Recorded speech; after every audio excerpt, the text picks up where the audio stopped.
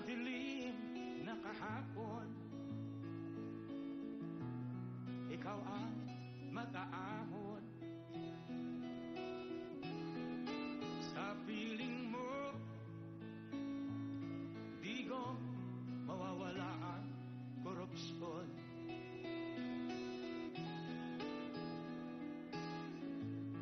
Tayo na Pilipinas, tayo na magbago. Hawak kamay tayo para sa pagkasenso.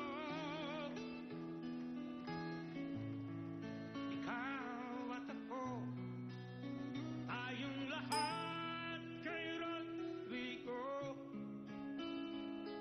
Duterte, para sa tunay na pagbabago.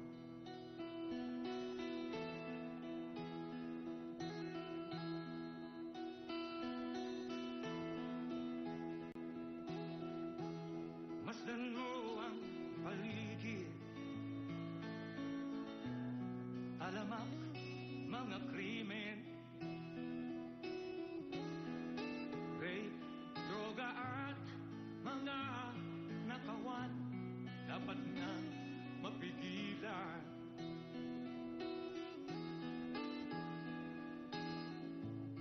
Tayo na Pilipinas, tayo na magbago.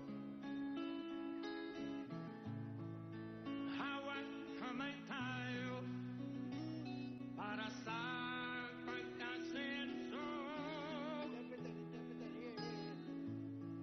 Ikaw at ako, tayong lahat kay Rodrigo Duterte, para sa tunay na pagbabago. Why am I here?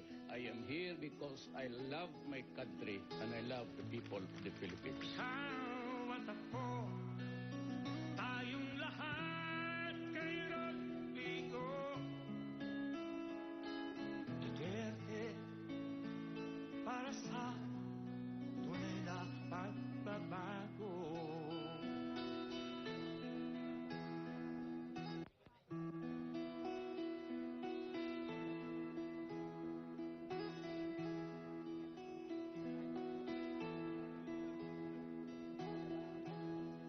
Ikaw ang pangulo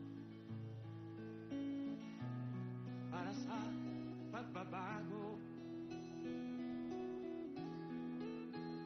Sawa na ang bayan ko sa magnanakaw na tao.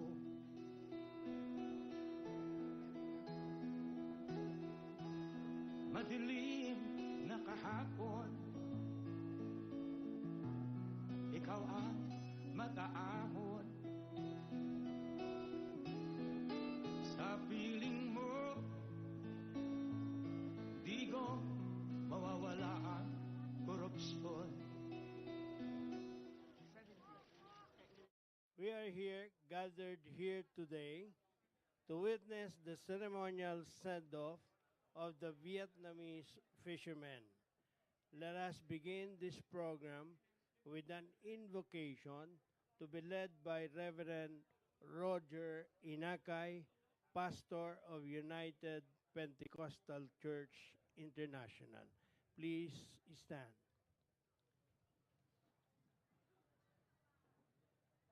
Tayo po ay manalangin. Ama naming Diyos, lubos na mapagmahal, mapag-aruga at dumudulog sa inyo ang bawat iya sa amin upang kami ay inyong pong gabayan sa okasyon na ito, na kung saan, Panginoon, ay tanging presensya mo, dakilang Diyos, ang makapagbibigay sa amin ng katagumpayan sa hapon na ito. Maaari po bang inyong pong gabayan ang seremonyang ito, magmula sa pag-umpisa hanggang matapos ang gawain na ito, Panginoon. Dalangin po namin na patuloy mong paunladin, dakilang Diyos, o bigyan ng kaunlaran ang amin pong bayan sa pamagitan, dakilang Diyos, ng mga leaders po namin narito ngayon na gagamitin mo, dakilang Diyos. Bigyan mo sila, Panginoon, ng wastong kaisipan, Panginoong Diyos, at pagpalain mo po sila, dakilang Diyos.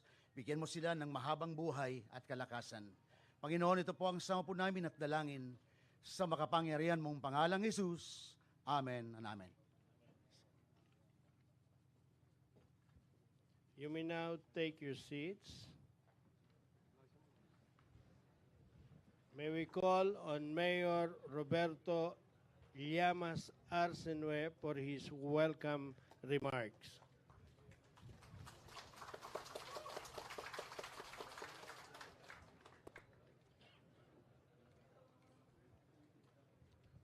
Thank you, Mr. Toastmaster,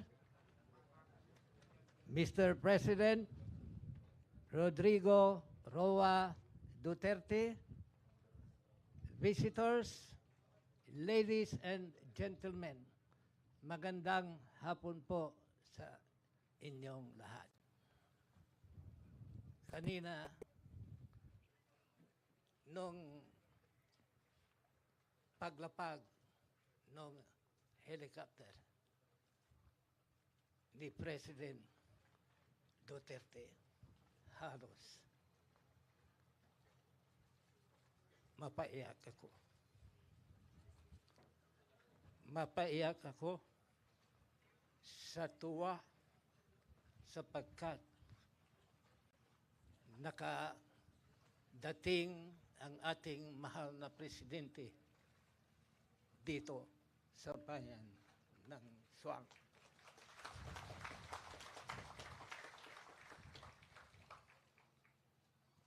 On behalf of the people of Sual, Mr. President Rodrigo Roa Duterte and party visitors, I welcome you to this scenic and historic town of Sual. Scenic because we have beautiful hills and mountains overlooking the deep blue sea of Sual Bay and the Lingayen Gulf. Historic because during the Spanish time, Sual was a subport of Manila. In 1856, the government of the Spanish government in the Philippines declared Sual as international seaport. And if you notice and observe, ang Sual ay nakakaiba sa ibang mga bayan. Ang mga ibang bayan, ang pangalan nila, yung pangalan ng santo. Dito sa Sual, iba kasi Sual in Arabic words means seaport. Sapagkat noon, long time ago, ang Sual ay ang Arabs ay nakikipagnegosyo dito sa Pilipinas. Ang isang pinupuntahan nila ang harbor ng Sual. Kaya Sual means seaport sa Arabic word. Mr. President,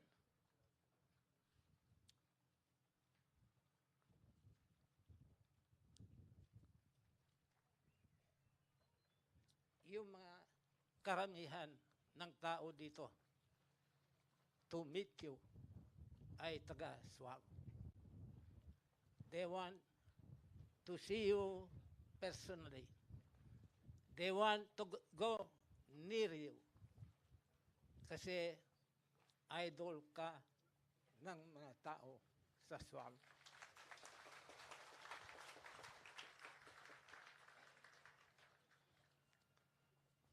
I know you have a very heavy schedule, tight schedule, but you came to visit Sual and to send off formally the Vietnamese fishermen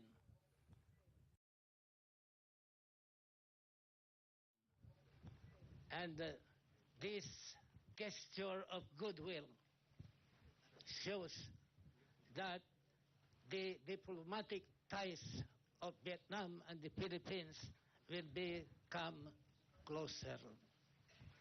Kaya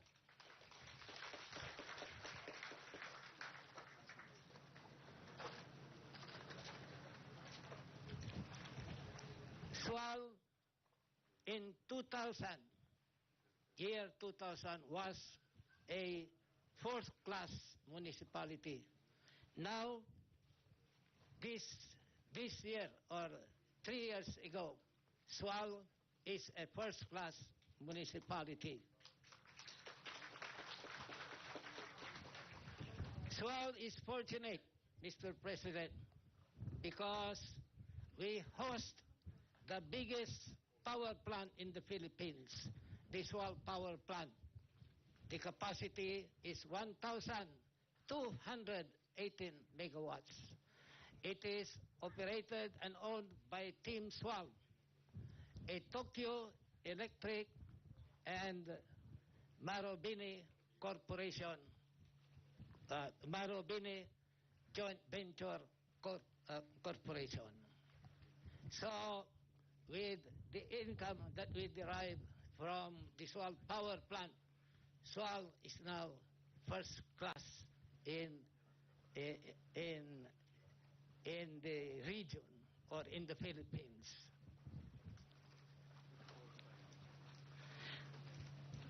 Memorandum of agreement with TransAsia, now the FINMA Energy Corporation. FINMA Corporation will construct another 900 megawatts in Sual, so that the electricity that we supply to the Luzon grid will become 2,118 megawatts.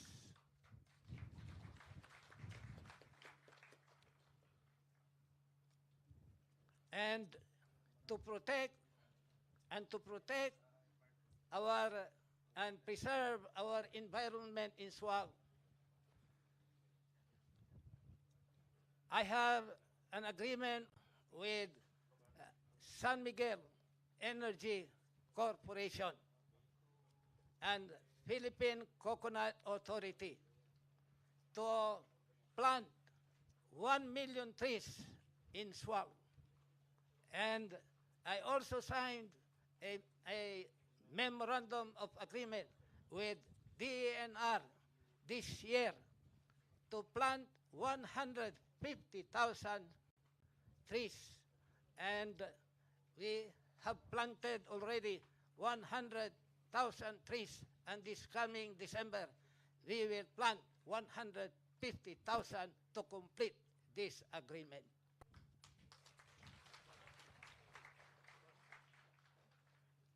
Now, Mr. President, we are in the area of our newly constructed causeway. The length of this causeway is 280 meters by 11 meters wide. And it is a dream of the people of Sual, long-time dream, that in the future we will have a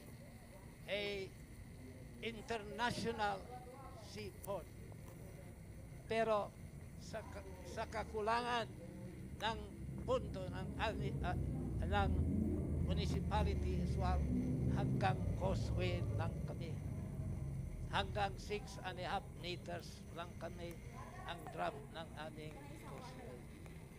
Kaya gusto naming i-extend ito ng 300 meters to reach the canal, and we will reach the 12 meters drop para yung malalaking vapor ay darating na dito sa Sual at magiging international seaport na kami. This will be realized very soon, Mr. President. At pag nangyari itong international seaport, pag nagawa na itong international seaport sa Sual, I am advancing to you, Mr. President, that you will be our guest of honor and to cut the ribbon and to inaugurate the international seaport of Sual.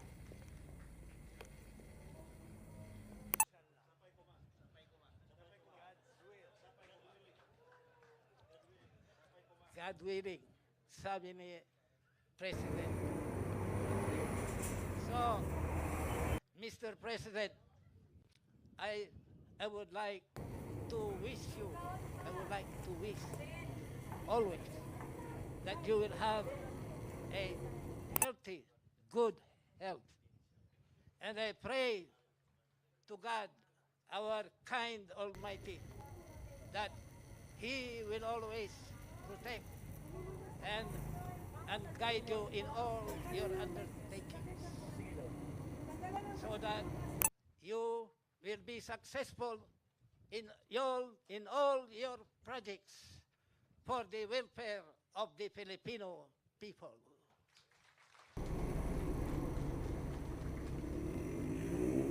Mabuhay ang ating mahal na Presidente Rodrigo Roa Duterte.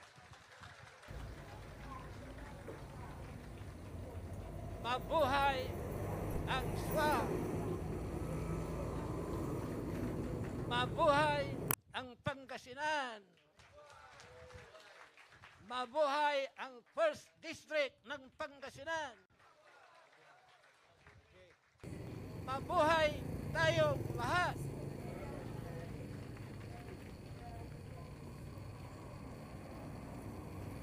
Thank you, Mayor Arsenwe. May we call on DSWD Secretary Judy M. Tagiwalo for her message.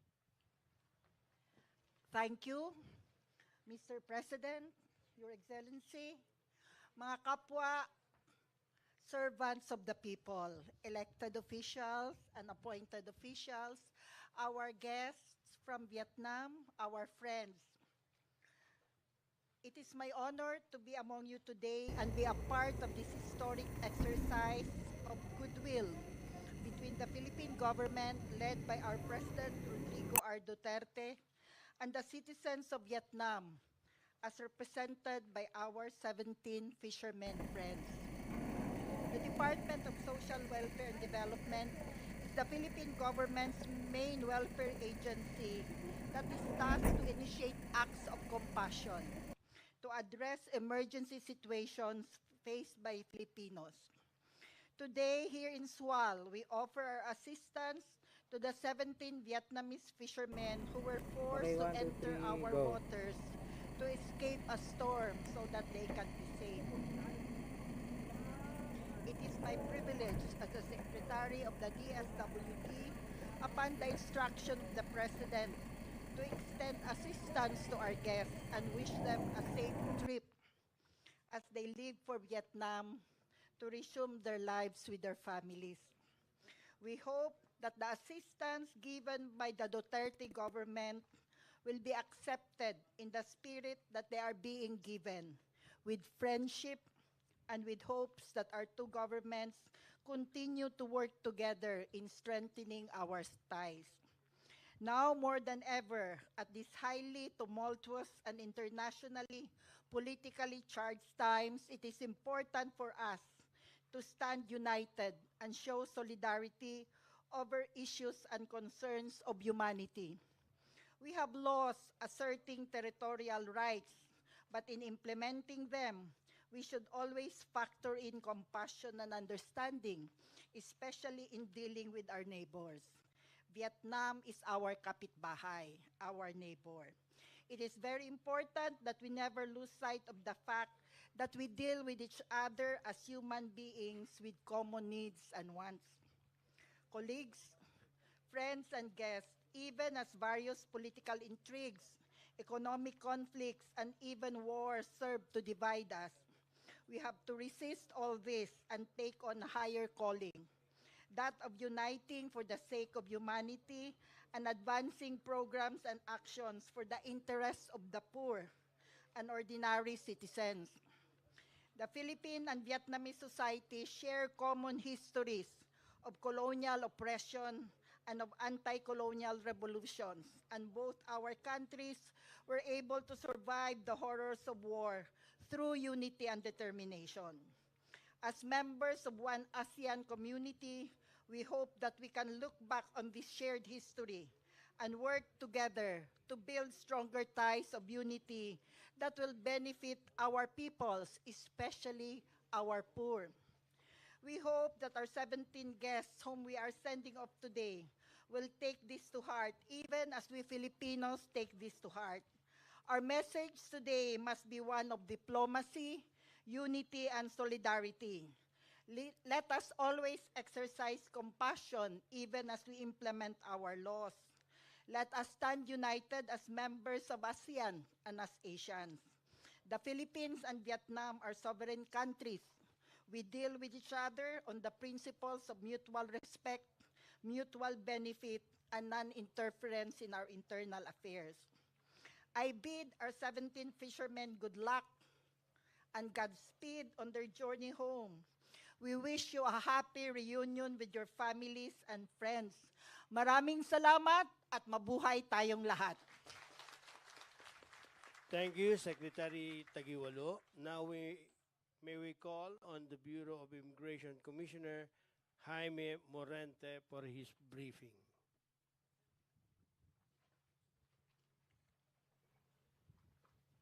Mr. President, sir, ladies and gentlemen, good afternoon. I am tasked to give you a brief background of the events leading to our activity today. On September 8, 2016, 17 Vietnamese nationals aboard 3 separate vessels were intercepted and subsequently apprehended by the Philippine Navy for alleged poaching within Philippine waters off the shores of Santa Catalina, Ilocos Sur. Complaints were subsequently filed before the Office of the Provincial Prosecutor, Ilocos Sur, for violation of Section 91 of RA number 8550 as amended by RA number 10654 against 16 of the 17 Vietnamese except for minor Do Tien Loy, who was referred to the Provincial Social Welfare Development Office.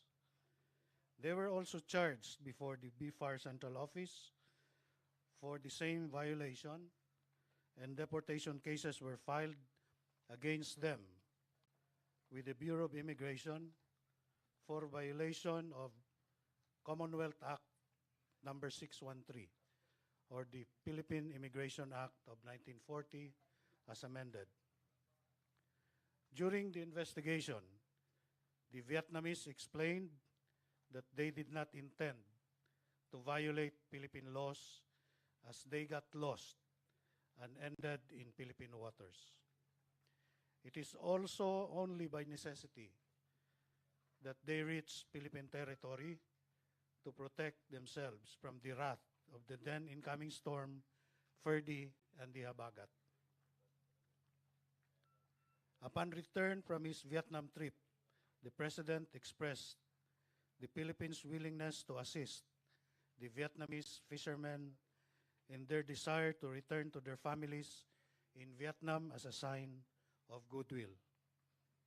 Consequently, complaints filed with the Office of the Provincial Prosecutor of Ilocos Sur, as well as the administrative cases in BFAR, the Bureau of Immigration against the Vietnamese, were dismissed, and the release of the 3 fishing vessels was so ordered to facilitate the return to Vietnam.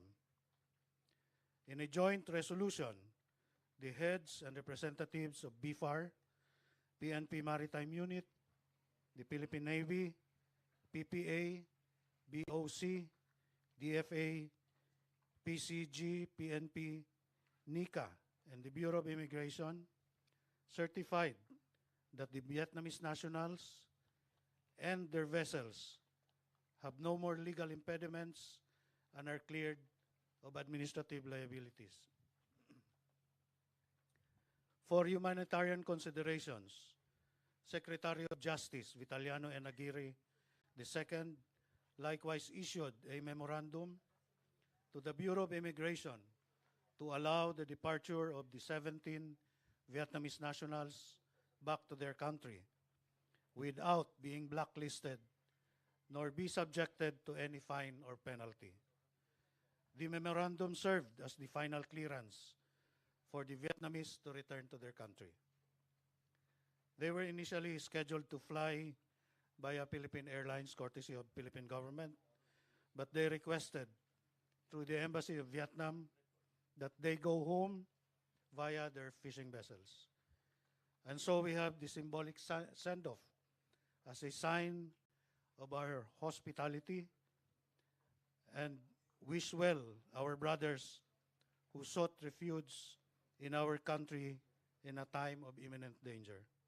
Thank you and mabuhay tayong lahat.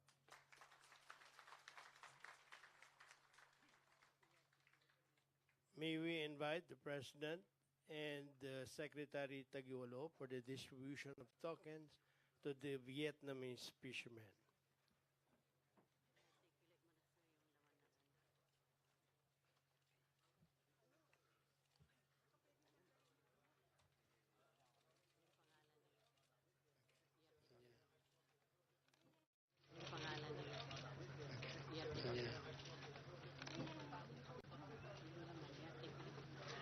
Ito po yung laman ng token na bibigay po nila ay tissue, paper, toothpaste, mouthwash, shampoo, alcohol, shave, toothbrush, body soap,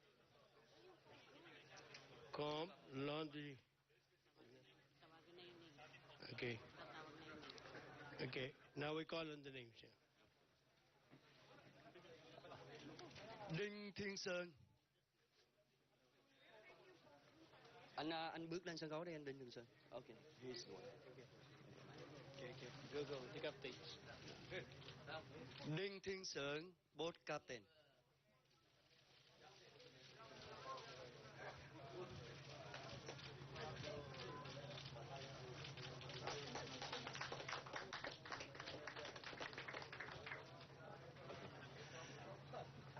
Trần Hữu Phúc, crew.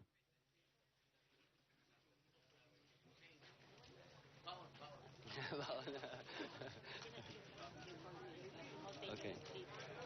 Nguyễn Gió, crew. Yeah, okay. Huỳnh Thanh Thắng, crew.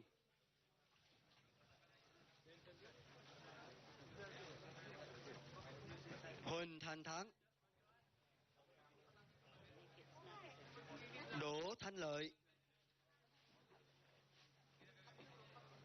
Võ An.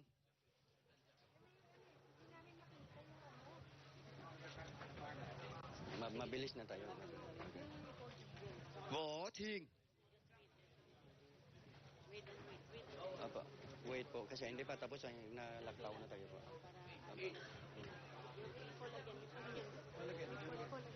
Nguyễn Duy Cường.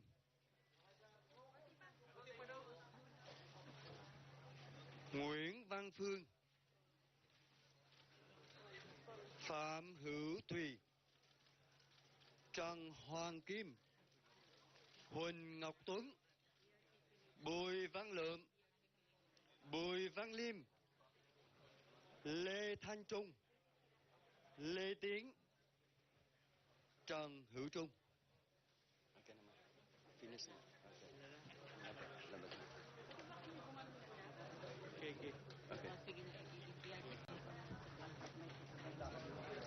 Kahapon po ay nalagyan na po ng 123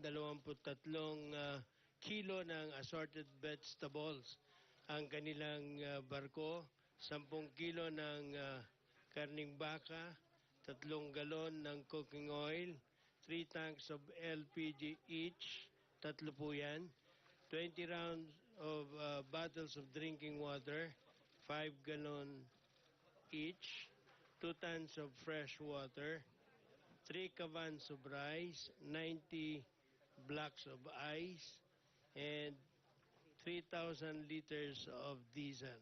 Yan po ay galing lahat sa opisina po ng ating Pangulo, President Rodrigo Roa Duterte. Yan. Habang nagbigay din po ang DSWD ng additional na pabaon sa ating mga kaibigang Vietnamese, hygiene kits, 3-in-1 coffee, 50 kilogram of rice, bottled mineral water, cooking oil, malong, cup noodles, and water repellent jacket. Yan.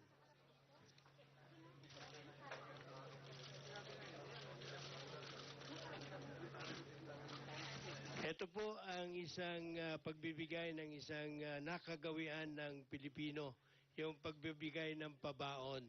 Kaya sino pong gustong pumunta sa Vietnam, pipila na rin po.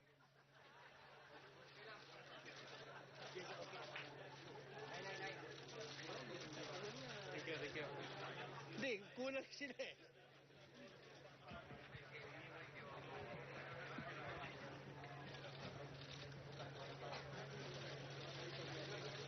Okay, ito na. English yan. Ano lang. Thank you, Mr. President. Secretary Tagualo, may we call on...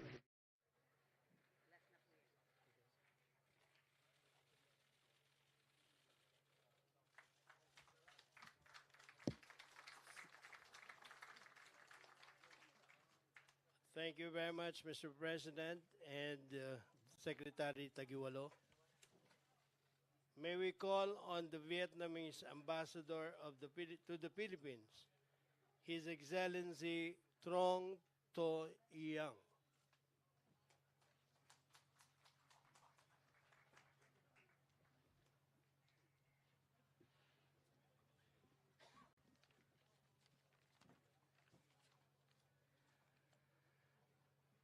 His Excellency Rodrigo Duterte, President of the Republic of the Philippines, Honorable Secretaries, Commissioner, Mayors, Congressmen, I'm deeply moved today.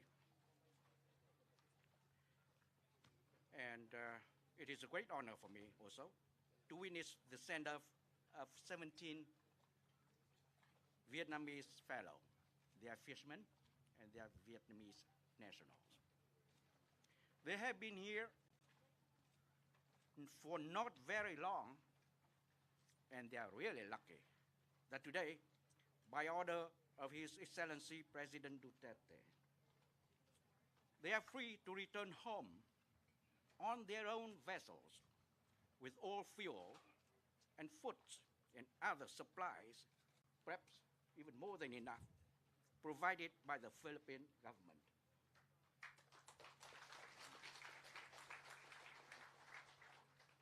It was not long ago when President Duterte visited my country, Vietnam. During his meeting with my president, His Excellency President Duterte came to know the plight of 29 Vietnamese fishermen who were caught on 8 September this year inside the territorial waters of the Philippines. Kind and generous as he has always been, in view of the good relationship between the Philippines and Vietnam, especially when the two countries have become strategic partners, without hesitation, he promised that he would order the immediate release of those fishermen and offer them all necessary provisions that they can return home safely. And today, together we are here to witness that such a promise has been brought to reality.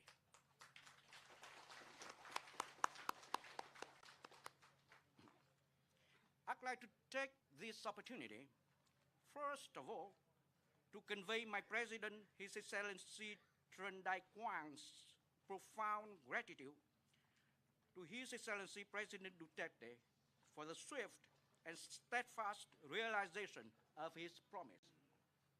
We, the Vietnamese people, especially the fishermen, who are now going to return home today, as well as their family members, would forever in debt of such an act of goodwill, a kind and humanitarian gesture by you, Mr. President, and the Philippine people.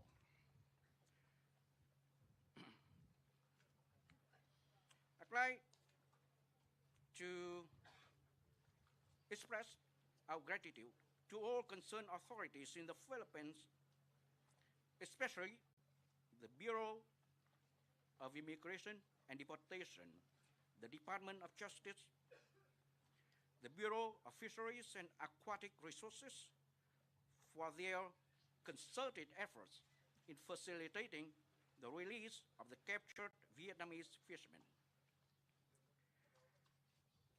For the Ilocos Sur and Sual authorities and people, I would like to express, on behalf of our fishermen and their families, our deepest gratitude for allowing them to stay in your home. I'm glad to see that all are in good shape as they say farewell to you and depart for home today. All of you have truly been the good reflection of human compassion, and I believe our fishermen shall forever treasure your kindness and hospitality during their short yet enriching stay here in the Philippines. Your Excellency, Mr. President, you have done more than words can express. Therefore, I would like to close my remarks of gratitude here and wish you all the best and great success and in your noble cause for the prosperity of your people. Once again, thank you, maraming salamat, and mabuhay.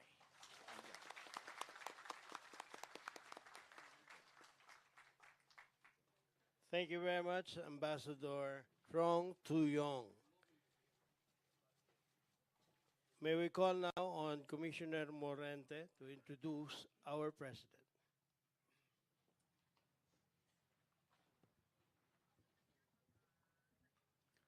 Ladies and gentlemen, please help me welcome the President of the Republic of the Philippines, President Rodrigo Roa Duterte. Thank you. Kindly sit down.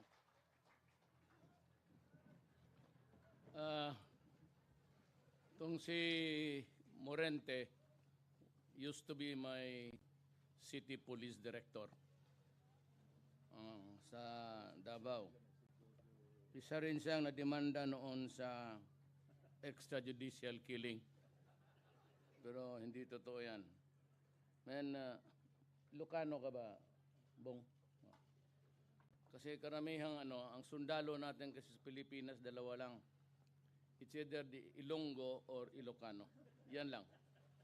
Ito lang yung talaga sumasabak ng Bohol, Cebu, Leyte, wala yan. Walang nagsusundalo. Ay kukunti lang, if at all. But we get most of our reserves soldiers from the Iloilo region and itong Ilocano territory. Yan ang pinakamaraming sundalo, pati opisyal natin. And they have served well Davao. Marami yan sila dito. And even Admiral Casilian, mista ko, he's over there, he's from Pangasinan. He used to captain siya ng noon sa Naval District 7, if I'm correct. The ambassador from Jungjong of the Vietnamese country, Secretary Delphine Lorenzana, Ilocano rin ito. si Secretary Tagiwalo, Ilocano ko rin, ma'am. Ilonggo, linte nga eh. Sorry. Secretary Esperon is from here. Representative Leopoldo Batuil is also from here. Si Mayor Amado Espino III, of course. Kasama ko sa mga trabaho sa gobyerno, then Lieutenant General Duvi Miranda, the Vice Chief of Staff. If he's Hi, sir. Welcome. Ilocano rin. Basi ang Davao Ilocano na. Doon na lahat eh. You know, we today we live in a very complicated international relations, global and lahat. You know, the EU would want the best for them, and sometimes they intrude into our path. And ito namang America wanted to control both sides of the Atlantic and Pacific. Gusto nila yung Pan-Pacific Partnership. These are the things that affect us, itong maliliit. On the ultimate, at the end of the day, ang lugi nito itong mga maliliit. Yung mga mayaman na nations, for example, they want to mga ISO and a lot of so many things that makes it harder for us to survive. That is why we place importance sa ASEAN. It's tayo neighboring each other, and ito we have to sometimes do something to protect our interest. Kasi may APEC na, then there's another WTO, at saka mayroon pang iba. And these are actually all impositions on our government. Kung sabay-sabay lang sana tayong umakyat sa civilization na ganon, okay lang. But you know, other countries, I said, invaded other territories and made them colonies, Philippines, Vietnam, lahat. Vietnam was almost 1,000 years under China. Ganyan ang laro ng geopolitics. But one thing that we should not forget is that tayong mga Orientals, importante sa atin yung self-respect, dignity. Kasi nga tayo, kung mahingiin tayo and we propose something, halos pabulong na eh. Pare, may sabihin sana mo kasi huwag kang magalit ha. O baka magalit ka. Pwede ba itong ganito? Ganon tayo. The Orientals have this respect for another fellow human being. Kaya tayo ganon. Kung sila napunta ako roon sa Vietnam, I talked to the President, I talked to the Prime Minister and everybody. We always do it almost in whispers. Kung magsalita tayo, hindi yung basta ganon ang style ng mamamura ko lang, wag na lang. Basta kung makiusap tayo, ganon na lang. And we treat ang pagtingin kasi natin, malalim ang tama natin sa reliyon sa respect for a fellow human being. Yun talagang sa atin. Baski na anong nationality, whether that be Chinese, Vietnamese, or Americans, we do it with almost utmost respect, even if it's really a prisoner or whatnot. Kaya ako dito, nung nalaman ko sila, sabi ko, no problem, Mr. President. I'll do my best to expedite. But you know, there are some procedures. Actually, by now, I'm sure, kasi na-aresto eh. So there will be some recorded incidents there. Mag-akyat na ito hanggang taas. But I will move it in a jiffy. Magmadalian, pero give me time. And I'm very happy that I'm here to send off my fellow human being. Yan ang importante sa lahat eh. We treat our with utmost, hindi tayo basta ba. And that is why nabubugbog tayo. because we are not really the warlike people na prone to tigbasay ka agad ng istorya mo na which is always absent in Mindanao nowadays. Mind you, doon medyo matindi ang labanan. And I've been warning everybody in government that the next serious problem we will have is terrorism. They are now operating in Mindanao, yung Maote, and they were responsible for the bombing of Davao and the predations of other areas in Mindanao. Bantay kayo dyan because after drugs, which is really also the source of the problem now, with 4 million addicts and no money really to cope up.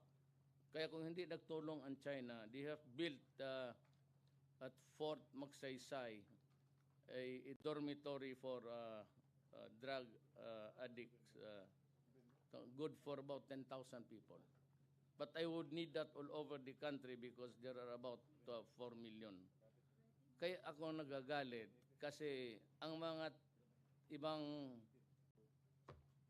jurisdiction, hindi nila naintindihan, hindi tinitignan yung ano ang problema, hindi tignan nila ano ang mali natin o ano ang mali ko. Because I declared war against drugs. 4 billion drug addicts, all potential pushers, all potential criminals. Kung mayaman lang ito, naka-Forbes part lang, wala tayong problema, walang patayan. So, no crime. Because they have the money to spend. To use shabu to their death. Okay lang. But ang problema, ang fix niya is, hahanapin pa niya sa kapwa-tao niya. Kundi mag-hold up, saksak, tapos mag-rape, kung bungog na kung anong ginagawa, pati mga bata, wala nang patawad. To us, this is a very serious problem. Kasi isang bata lang dyan, ma-rape 1-year-old, talagang kumukulo ang dugo natin. Were it not for the laws of God and men, gusto patayin mo talaga. Yan ang nakikita nila, yung 3,000 lang napatay. At may namatay dyan because of their encounters with the law enforcement authorities. Some were killed. Wala akong ano dyan. And I said there are a lot of policemen, mga generals pa. And I had to fire them because they were involved in drugs. Hindi na lang nila inisip yung there are about 4,000 policemen dyan sa yung pinakita ko. Sabi ko, this is the long and short of the story of the drug industry. Alam mo, nandito na tayo sa narco-politics. That is why we have to ask help from everybody, including our neighbors. We have to be nice and diplomatic. For one, we are a Christian country. And second is that talagang we help each other. Ito, ano ba naman pagkakamali niyan kung if you happen to next typhoon, if you are drifting, come to Mindanao, we will welcome you. No problem. You can take your vacation there. Magbulong yung ambasador na may isa dito, may nakauyab raw ng Pilipina. Sino? Mabilis ito? Sino itong yawa na ito? Mabilis. Naka-girlfriend daw ng Pilipina. Well, good for you. I congratulate you. So yan ho ang ano natin, ang basic. Yung geopolitics pa naman, nag-iiba na. Nag-iiba ng just like Vietnam. Vietnam drove the Americans away in humiliation. Hindi na nadala itong Amerikano. Yung pasok-pasok nila, then they went inside Iraq on a pretext that there are weapons of mass destruction. Or there were, only to say at the end of the day after the fighting, wala kaming nakita. But they destroyed the country and they killed the leader. Yan ang problema sa arrogance ng... pati dito ako, let me just explain, wala man akong away. Alam ko karamihan tulong natin sa kanila. At bakit hindi? They stayed here for 50 years. God. Bakit di tayo natulungan? Why do we have to say thank you? You conquered, the Spaniards stayed there for what, 400 years? Then the Americans came. They lived off the fat of the land. And so, sabihin ninyo, tinutulungan. How about the 50 years na nagputol kayo ng kahoy dito? Got all the minerals. Wala ng gold. Ang gold na iwan, ilang araw mo.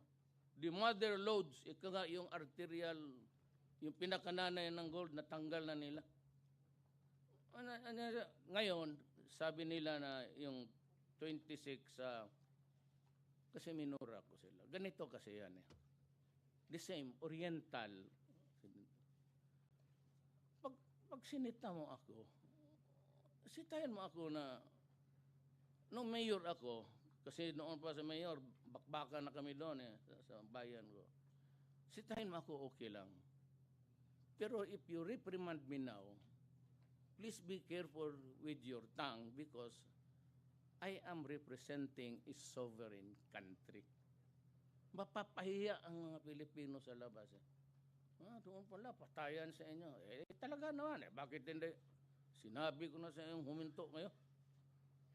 Tapos sabihin ka pa, we will cut off the assistance. Assistance dito, assistance doon putol.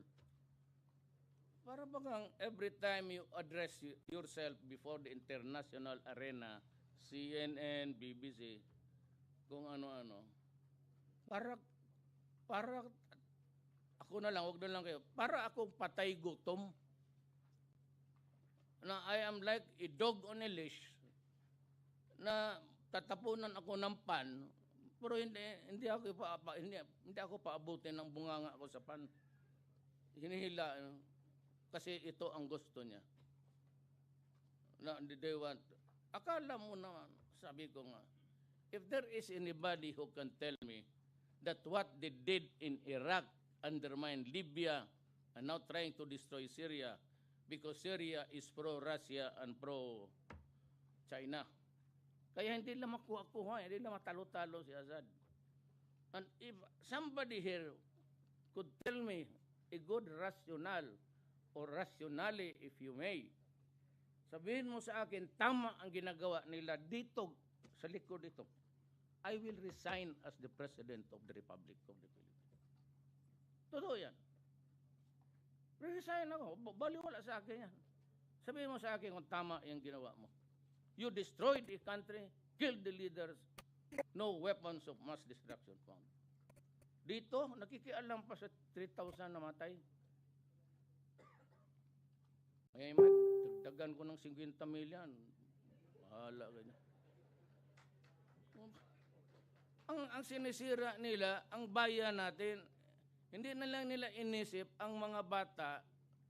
You know, if I do not interdict now, I would have compromised the next generation, ang mga lolo ng mga grandchildren nyo, pati anak niyo. Believe me. Kung hindi ako maggalaw ngayon, wala.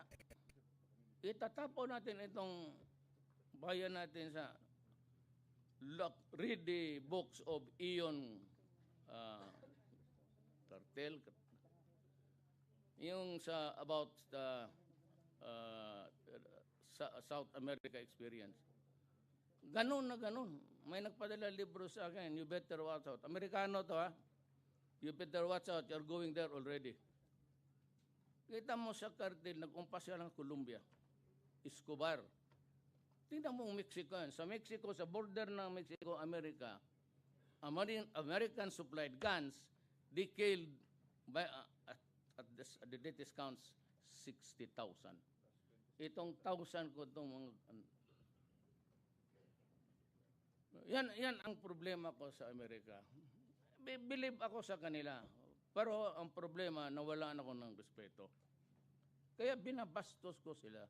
Kasi binabastos na. Tingnan mo mga unggoy. Yung 26,000 na baril na bibili natin sa kanila, ayaw nang ipagbili. Tangina mo. Maraming dibomba sa amin dito. Loko-loko eh. Kung hindi kayo loko ang mga Amerikano, pati ba naman yan?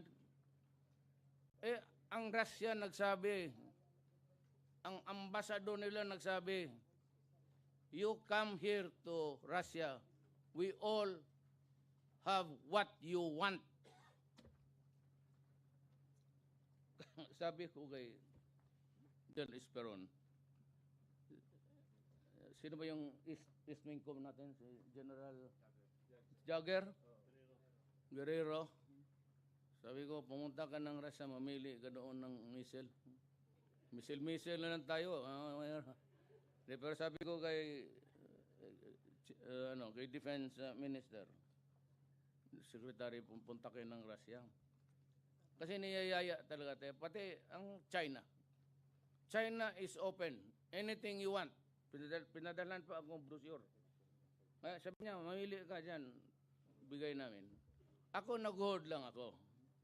Kasi tingnan ko ang military, ano ba sa inyo? May problema man tayo. Can you have the solution here? Because if you want to stick with America, fine. Pero tingnan ninyo mabuti, balansehin ninyo kasi binabastos tayo.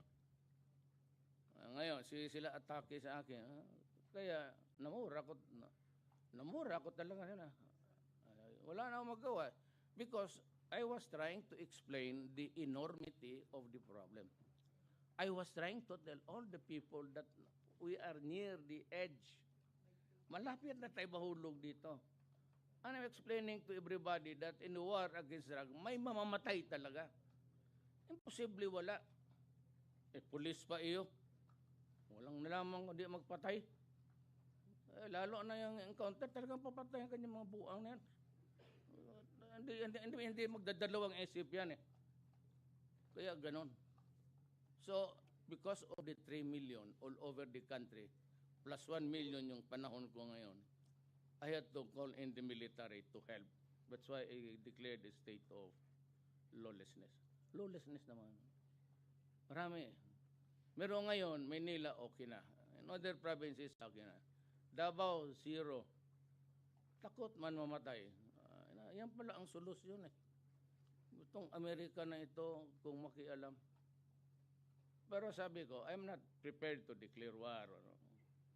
I have to, military. Tingnan niyo. Tingnan niyo yung problema.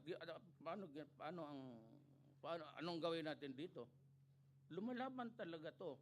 I'm losing 2 to 3 policemen or soldier a day. Bakit magkaroon ng eksendo dito? Dalawa, kahapon, dalawa. Dalawa yan, dalawa. May sundalo, pulis. Nawalaan ako ng sundalo, pati pulis. If that is not a war against drug, then what is it? Ayan ang butit na lang, napunta rin ako dito, nakapagbungga ako. Kasi dapat ninyong maintindihan, hindi ako nag-ano ng Amerikano. Sabi nila na you should be thankful na may nagbigay tayo ng arma. 50 years, kayo ang nakikinabang sa aking bayan. Lahat ng mina hanggang ngayon, inyo. Lahat ng mga pineapple plantation sa Mindanao, inyo. Tapos maingay pa kayo.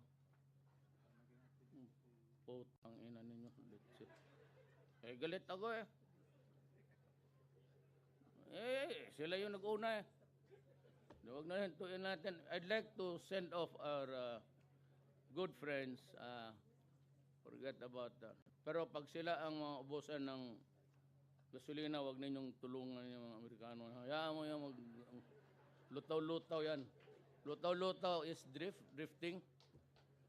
Palutang-lutang pala. Lutaw-lutaw yan sa Bisaya. Lutang-lutang sa Tagalog. We are ready to, Mr. Ambassador, we are ready to send off your countrymen towards which direction? Maybe here? Yeah. Going out in the Binigyan Golf Territory. Okay, there's no more thing. We would like to send him off. Sure. Thank you, Mr. President. We will have now the ceremonial send-off to our Vietnamese friend, may we call on the governor, the ambassador of Vietnam, the mayor, and the Commissioner Morente, DSWD Secretary Tagiwalo, and of course, other dignitaries that we have. This is just a ceremonial send-off. Kaya po, hindi pa po tapos ang ating programa. Manatili lamang po nakaupo. Manatili muna po kayo nakaupo. Hindi pa po tapos.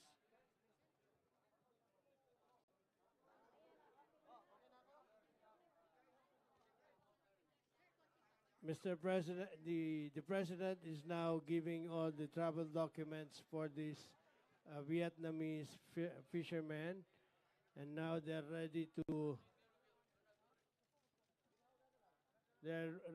leave our country. Yan. Yan po.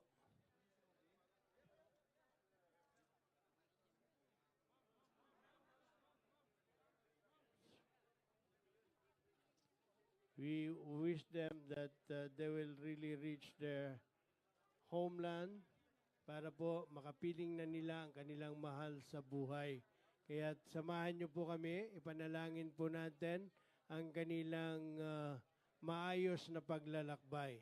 Thank you very much, Mr. President, sa inyo pong ibinigay na tulong, ayuda at pagmamahal sa ating mga kapatid na Vietnamese fishermen. Yan.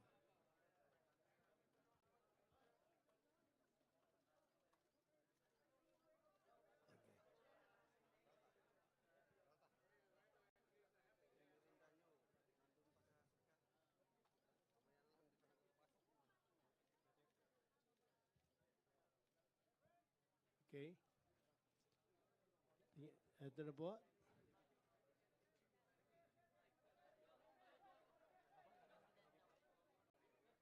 The President is now waving his hands to say goodbye to her.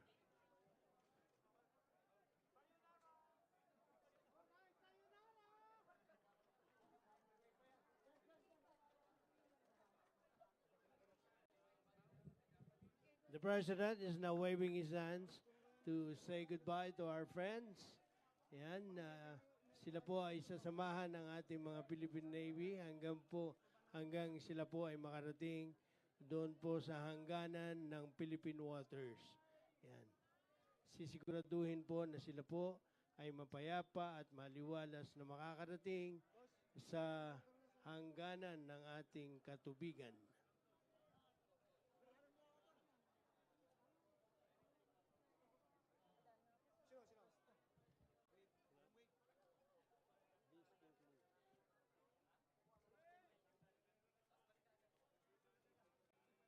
Samahan po natin ang panalangin ng ating mga kaibigang Vietnamese para naman po sila ay makarating sa kanilang sariling lupain at kanilang makasama ang kanilang mahal sa buhay. Maraming salamat po, Pangulong Rodrigo Roa Duterte.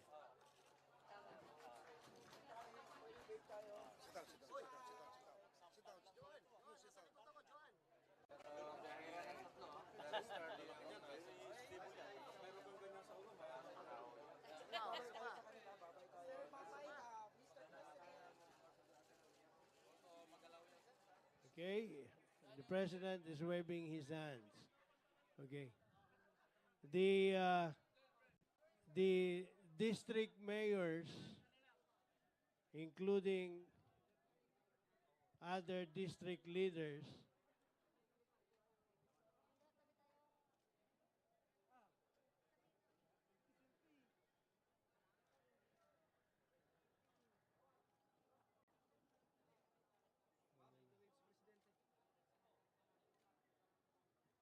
yan. Again, the President is waving his hands to say goodbye to our Vietnamese friends. Yan po, samahan na rin po natin siya. Kumaway na rin po kayo sa ating mga kaibigan. Yan. Maraming salamat po. Yan sa inyong natutuwa.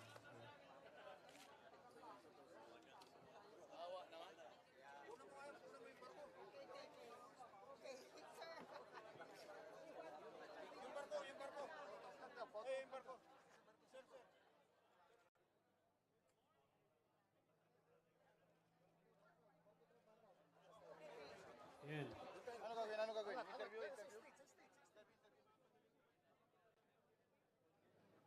Nasaan na siya?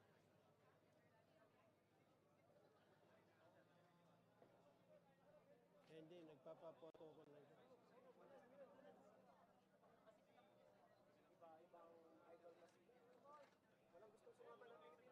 Wala eh. Sabi ko nga, kulang pa sila. Sama na kayo. Wala, ang gapo mo. Ang gapo na oras na.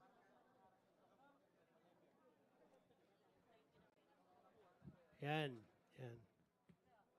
Sa ngalan po ng aming mga kababayan,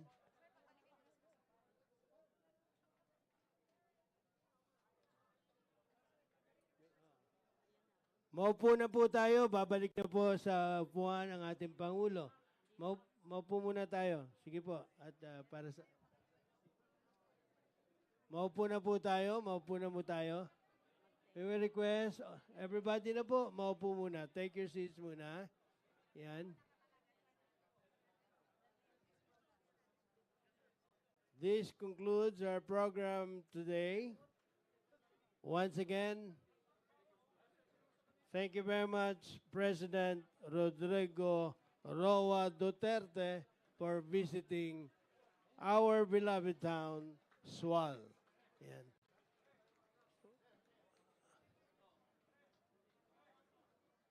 May the mayors and the congressman of the first district will now.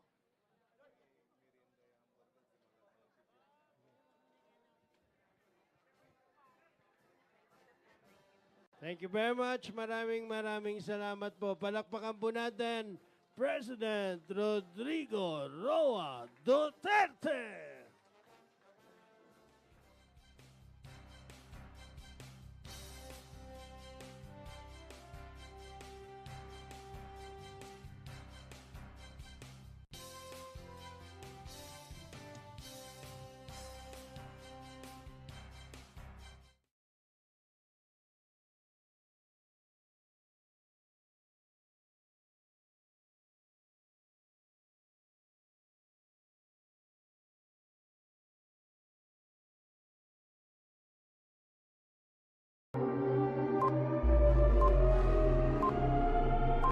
The President of the Philippines, President Rodrigo Roa Duterte. Ikaw ang Pangulo para sa pagbabago. Sawa na ang bayan ko sa magnanakaw na tao.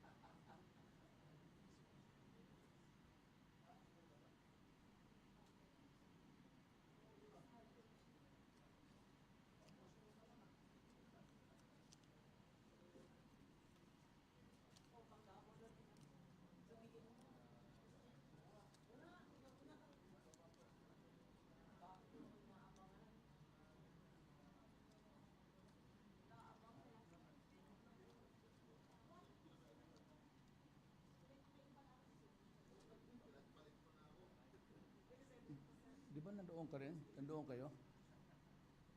Hindi kayo pinayagan? Hindi kayo pinayagan ng ano ninyo? Okay lang. Sirain mo yung kamera. Well, anyway. I am glad to be back from my official trip to Japan. My meetings in Tokyo were productive and specific gains in various areas of economic, socio-political, security, and defense cooperation. I discussed with Prime Minister Shinzo Abe in full detail the state of Philippines-Japan ties and we identified points of collaboration that would lead to a common path towards the achievement of shared objectives. By all accounts, and by any measure, Philippines-Japan ties today are excellent, and we agreed that we can take things to a higher level by harnessing our respective strengths and using these so both countries can have their economic strength further grow and our countries can continue play the rightful role in the region. In security and defense cooperation, we recognize the importance of vibrant political and defense exchanges as we seek to build a stable and secure environment in our region. In this regard, enhancing capabilities in maritime security and maritime domain awareness is a key priority. Japan will play a vital role in modernizing the Philippines' capacities as a nation with maritime interests to protect. The acquisition of our maritime and air capability assets are crucial in addressing traditional and emerging threats to our nation, including piracy, criminality at sea, and terrorism, as well as in responding to disasters. As countries that share the values of democracy, adherence to the rule of law, and peaceful settlement of disputes, the Philippines and Japan agreed to work closely to advance the rules-based region to maintain stability and security in our region. Everyone in our region and beyond has a stake in the South China Sea. Both governments committed to ensure the freedom of navigation and overflight in these waters. We have a bilateral and multilateral venues at our disposal to ensure that commitments and responsibilities are complied with under international law, including the 1982 UNCLOS. Economic cooperation remains a linchpin between our dynamic relations. As I sought greater partnership to create an enabling environment for both our businesses to thrive, I encourage private businesses in Japan to invest in the Philippines. Among the deals signed between the business Year 2000 was a fourth-class municipality. Now, this year or 3 years ago, Sual is a first-class municipality. Sual is fortunate, Mr. President, because we host the biggest power plant in the Philippines, the Sual power plant.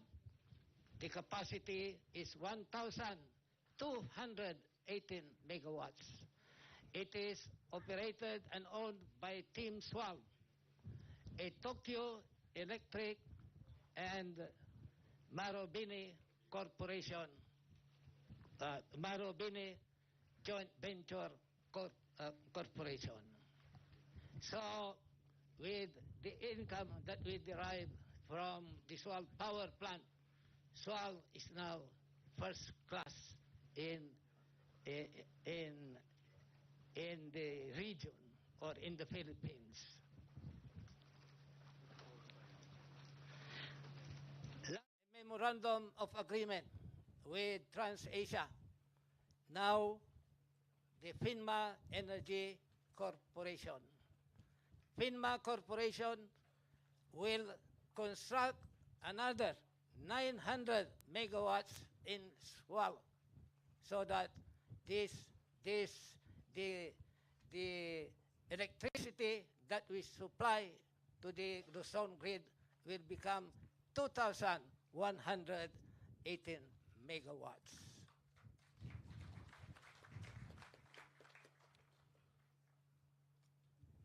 And to protect our and preserve our environment in Sual,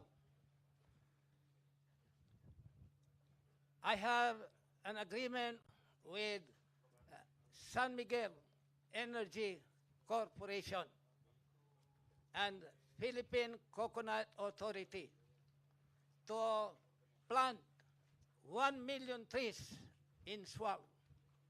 And I also signed a memorandum of agreement with DENR this year to plant 150,000. You may now take your seats. May we call on Mayor Roberto Llamas Arsenue for his welcome remarks.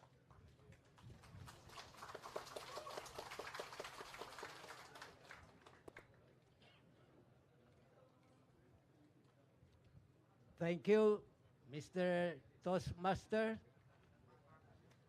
Mr. President Rodrigo Roa Duterte, visitors, ladies and gentlemen, magandang hapon po sa inyong lahat. Kanina,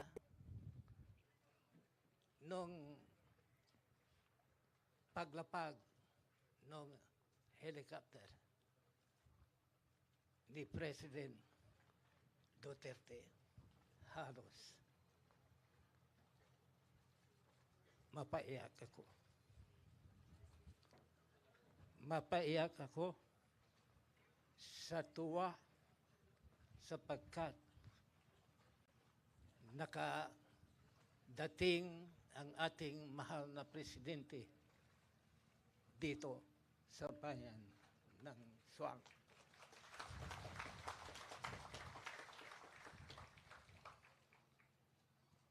On behalf of the people of Sual, Mr. President Rodrigo Roa Duterte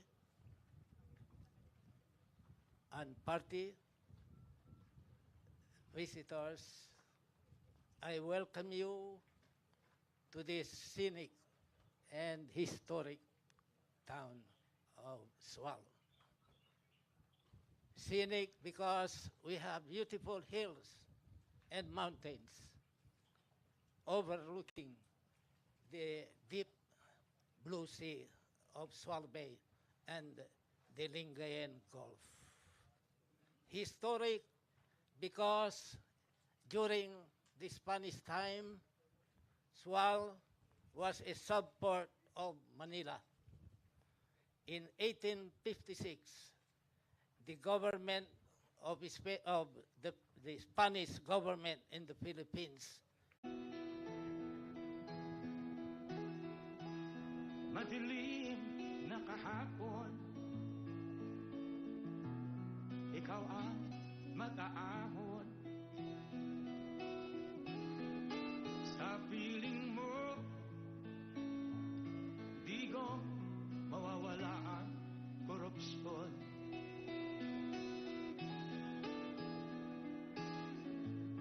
Tayo na, Pilipinas, tayo na magbago. Hawak kamay tayo,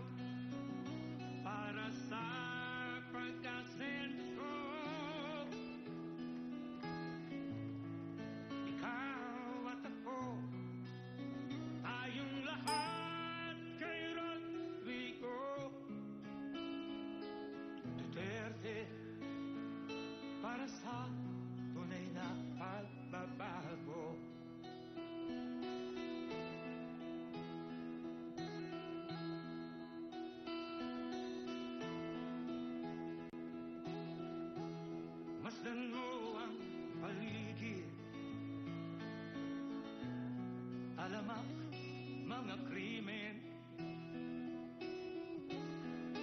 rape, droga at mga nakawan, dapat na mapigilan.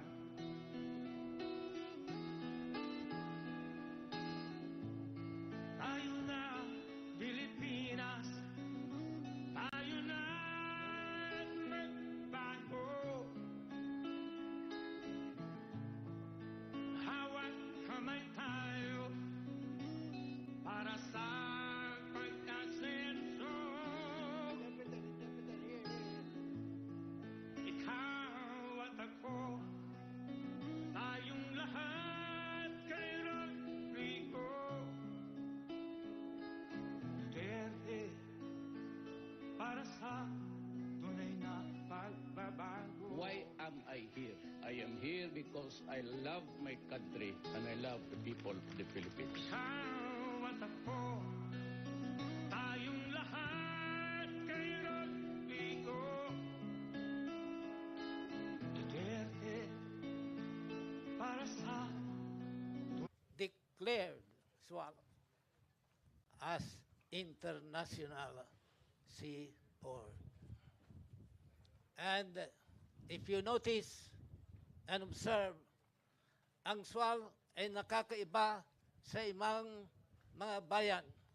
Ang mga ibang bayan, ang pangalan nila, yung pangalan ng santo.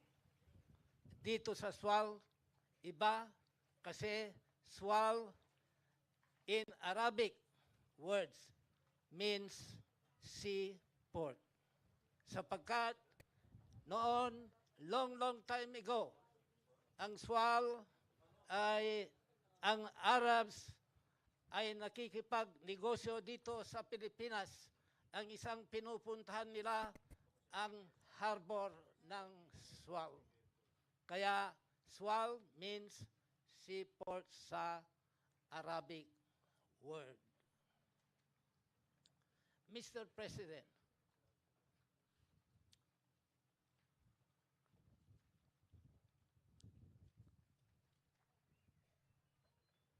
yung mga karamihan ng tao dito to meet you ay taga Sual. They want to see you personally. They want to go near you. Kasi idol ka ng mga tao sa Sual.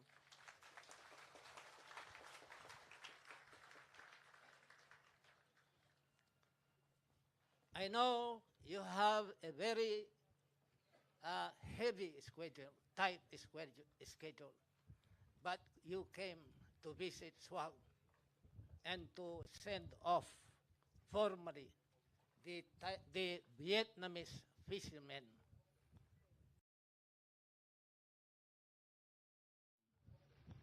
And this gesture of goodwill shows that the diplomatic ties of Vietnam and the Philippines will become closer. Kaya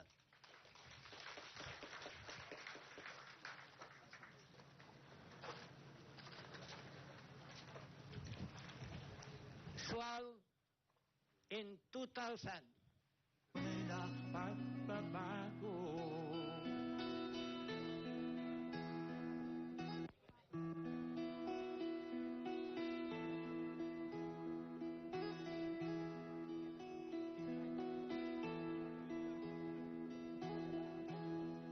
Ikaw ang Pangulo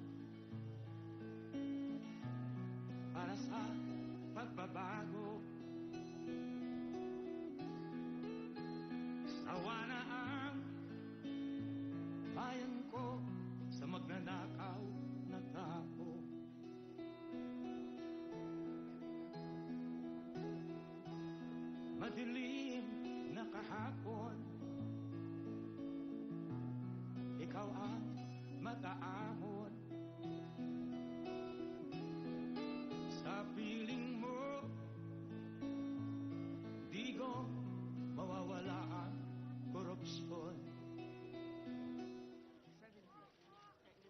We are gathered here today to witness the ceremonial send-off of the Vietnamese fishermen. Let us begin this program with an invocation to be led by Reverend Roger Inakay, pastor of United Pentecostal Church International. Please stand.